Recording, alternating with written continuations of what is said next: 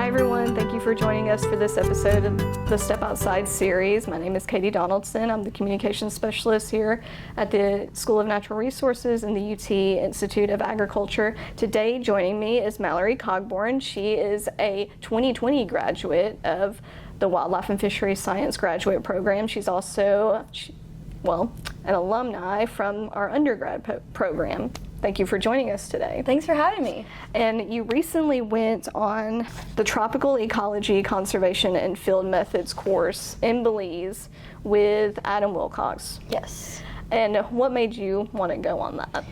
Well, I was lucky enough in my undergraduate degree to go on a few study abroad courses. And then in working with Dr. Willcox, I actually was the first study abroad mentor for the natural resources degrees.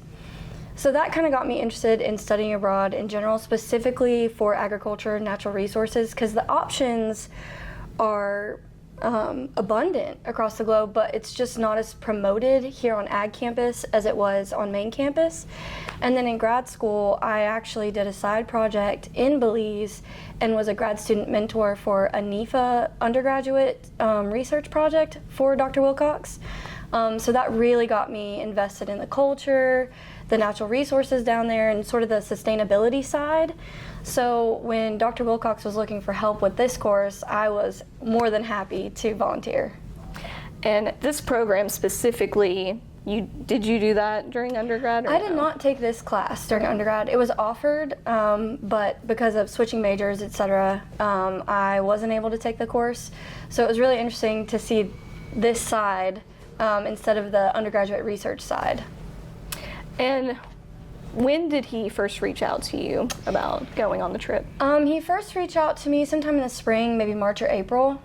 And from there, I guess, kind of walk me through the planning process, because I'm assuming a lot went into it. Yes, so Dr. Willcox has been teaching this course for close to a decade, maybe a little bit shy of a decade. So over the years, he's really fine-tuned it to be exactly what he wants the students to get out of it. So he had the syllabus kind of cranked out. My job was to provide input on more of the wildlife field technique side. So Dr. Willcox is more of the human dimension side, so he does a lot of the culture, whereas I did more of the research techniques. So he used my input on some of the wildlife monitoring techniques and more of the ecology side. So we did a lot of planning on the front end with groups in Belize who already work on these ecotourism sort of classes. So that was a lot of the input before the trip. What would you say were the big points as far as what students learned from, memorable moments, things like that? There is so much that goes into this trip. It's 2 weeks and 2 days. And the students, I think, in the beginning, they think that they're going to learn about Belize culture and they think that they're going to learn about field techniques. And they do, but they actually get so much more from just these 2 weeks. We have the students do journal entries every day, so they're supposed to take one thing that happened throughout the day and really reflect on it. So ask themselves, why do I think this is happening, or how do I think this is happening?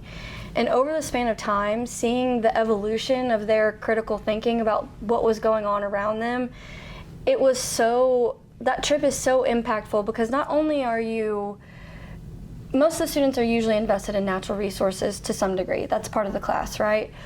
But in working so closely with the Belizeans who have such a strong connection and foundation with their own natural resources, I think the students were able to take that and apply that to their natural resources back home and maybe see areas where we've lapsed the connection here. But they also learned a lot of field techniques. So we learned how to track white-lipped mud turtles. We learned how to monitor IUCN red-listed yellow-headed parrots, which is something that we don't necessarily get to do in Tennessee. But I think for the students, it was really memorable to not only get to know each other so well over this 2-week course and learn and grow together in such a concentrated time, but also work so closely with partners in a different country who may appear different than them, but really have the same appreciation for natural resources, agriculture, sustainability. And I think overall, that was what most of the students took away from this, is they show up and these people look different than them, dress different than them. Just the way that the communities look is very different than the way that our communities look. But deep down, we all have the same goals and morals, really. And I think that was really rewarding for the students. But I think also just getting to see resources that we don't necessarily view as ours. So specifically like the tropical rainforest or the marine side. That was so exciting for me, for all the students, and to see how our actions here in Tennessee, landlocked state in the United States, our actions are impacting people hundreds of miles away, but that still is a shared resource for us all. What was your favorite part of the trip, if you have one or if you can pinpoint one? So my favorite part would be seeing the growth of the students, some of their ideology in the beginning and how it changed at the end. But I think snorkeling with the students, just seeing, because they're all people who are really invested in wildlife and fisheries. But for them to be so wowed and awed by the reef, so the barrier reef that's on the coast of Belize is actually the largest living reef now, that the Great Barrier Reef on the coast of Australia is dying. And that was just it was so cool to sit back and watch the students experience that and really feel a connection to something that, like I said, is hundreds of miles away from them, but our trash from the States is found in the reef. So that was incredible. I think also seeing sort of a switch flip for a lot of the students. We live a very protected life here. We always have air conditioning. We always have access to anything that we want pretty regularly. And seeing the students kind of go from the beginning, like, how am I going to survive without AC? I don't have my phone service. It's hot. It's raining, blah, blah, blah. And then to see them really dive into the experience and sort of appreciate when it rained on us because it was a break from the heat, or appreciate when it was hot and sunny because that meant their laundry could finally dry. I think seeing that switch was one of my favorite parts. Would you mind walking us through kind of what you did day by day while you were there? Yeah, so it was a very packed schedule, but at the same time we did have a lot of downtime throughout each day. We visited quite a few field research stations, which is such a cool experience. So you're kind of out in these wild areas with the protectors of these these forest reserves. So here in the States, kind of for comparison, we have wildlife management areas, and those are primarily for species that we can harvest. There in Belize, those are primarily areas of sanctuary, mainly for imperiled species. So it was really cool to see all the rangers walking around, in their tough-looking exterior with different avenues of protection for these endangered species. That's something that we don't necessarily see in the States. But the students got to work side by side with rangers to monitor the forest, whether that be for timber, for wildlife. We did the same on an island off the coast of Belize. We worked closely with the field research station on the marine side. We did snorkeling. We collected plastic from the reef. So the good thing about this course is that it's so hands-on. And you're working with partners, you're working with each other, and you're learning so many skills that seem like, okay, we're learning it in Belize, maybe this only applies in Belize, but it's actually skills that I use in my job every day here in Tennessee. And then the other side of the course that's so interesting to me is really delving into the Mayan culture. So there are still communities that preserve that way of life, and we were able to experience that really closely in the class, and that was so special. It's something that, again, we've gotten so removed from a life connected with the outside world. And that Mayan culture really is so connected with the outside world. And I think that was something that we all walked away appreciating more. We did see a lot of like life, people call them lifers species. So we saw toucans, all sorts of different parrot species, howler monkeys.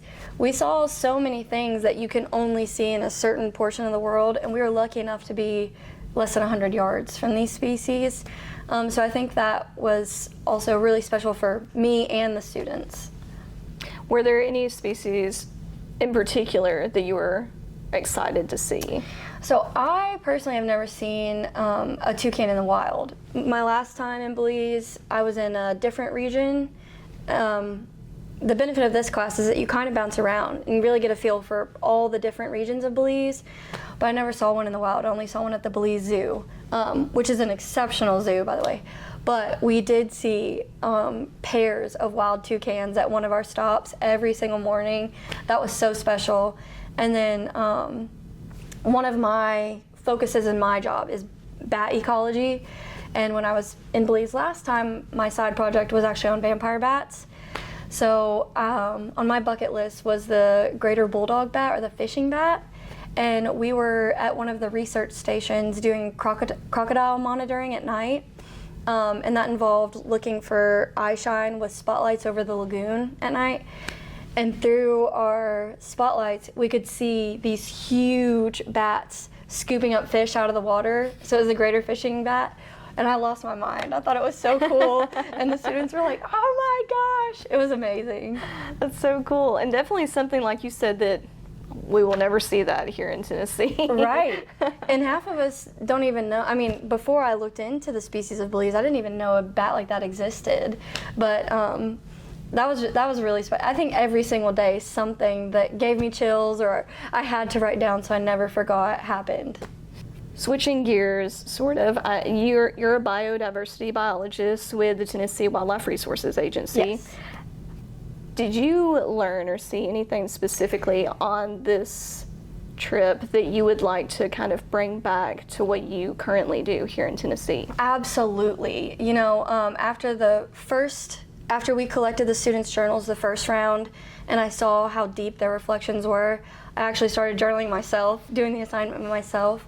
And I think for me, biodiversity in Tennessee is so special, and it is, we do have one of the most biodiverse states, but we're losing that rapidly with urbanization, with climate change, with just the impacts of humans on our natural resources. And in my job, that's forefront in my mind every day. I see the loss in populations, I see the impact on our natural resources, but I've kind of become numb to it, as I think a lot of Tennesseans have, if they're even aware of it. And I think we do a good job in Tennessee of appreciating some of our natural resources, specifically those that are related to hunting and fishing. We do have a good bird watching community, but for some reason we've lost that true connection and value to our natural resources that don't directly impact us, because we've lost the ability to see the connection and our well-being to our natural resources. And I learned so much about doing things in a more sustainable way, or just having more of an appreciation for these resources. And I'd really like to find a way for us in the States to have that same mindset for our values. I mean, obviously I can't change all the values of all of society, but if we could just become more connected to the world around us, I think maybe we could lessen our impact, and maybe even be, again, more connected to the world around us. Sort of that one people, one health mindset. If you could say anything to students who are interested in this course and taking it in the future, what would you tell them? I would tell them, absolutely do it. It is so, on paper it looks exciting, and it is exciting, but it's even more valuable when you actually do it. It's so exciting, and you grow so much over a really short amount of time, and you're exposed to things that really change your insight and your perception of the world and how we all are connected to not only each other but our natural resources. It really is a life-altering experience, and you'll make relationships and connections that you can take with you forever if you just feed those relationships. Thank you so much for joining us for this episode of the Step Outside series. Of course, thanks for having me.